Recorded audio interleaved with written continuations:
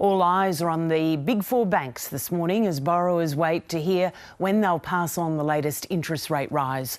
Yesterday's Reserve Bank hike was the 10th in a row, taking the cash rate to an 11-year high. It's meant borrowers with $500,000 mortgages will soon be facing monthly repayments nearly $1,000 more than a year ago. But there was something of a softening of language from the Governor Philip Lowe yesterday, offering a glimmer of hope that while rates haven't peaked, the RBA board might be considering slowing down its attempts to rein in inflation. Madeline's out and about speaking to people in Werribee and Melbourne's outer west, and political reporter Tom Lowry's at Parliament House. Good morning both. Tom, starting with you. So there is a bit of optimism, isn't there, based on our reading of the Governor's comments yesterday?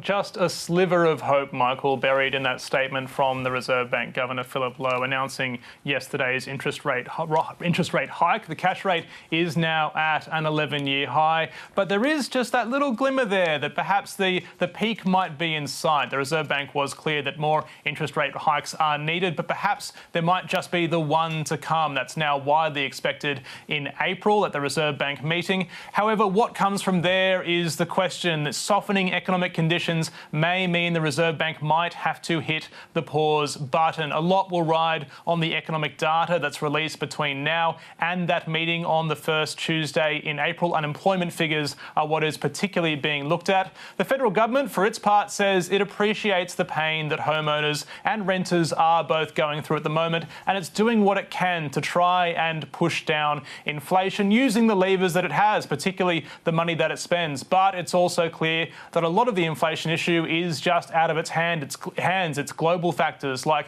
the war in Ukraine and supply chain problems. Let's hear from the Finance Minister, Katie Gallagher, and the Deputy Liberal leader, Susan Lee. We understand the cost of living pressure that's placing on households, and our job is to look at what we can do to make a difference there in a sensible and affordable way, but not make the bank's job harder at the moment. Well, the first thing the government has to do, and it's simple economics, is get the fiscal settings right. Because by pushing up spending, they're pushing up inflation, and that's pushing up interest rates.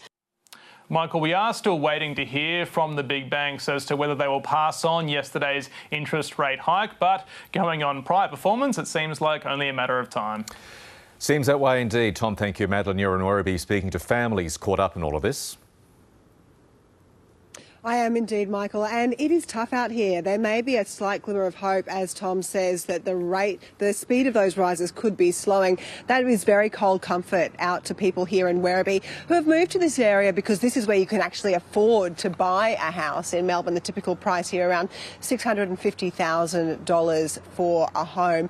I was just in the home of a couple, Keith and Kayla. They're saying that they're having to sell some of their collectibles in order to meet their mortgage repayments. Kayla is having to take on side hustles on her days off when she's also looking after their young 2-year-old child to bring in a little bit of extra income. So with the cash rate now at 3.6%, that means that variable rates are a good 3% higher than that, as Sally Tyndall from Rate City told us. For someone who's an owner-occupier, they're an existing customer, they haven't negotiated their loan since the rate hikes began, they're on an average rate of 6.36% now. Goodness me, gone are the days of rates around 2%. They're like 10 months ago.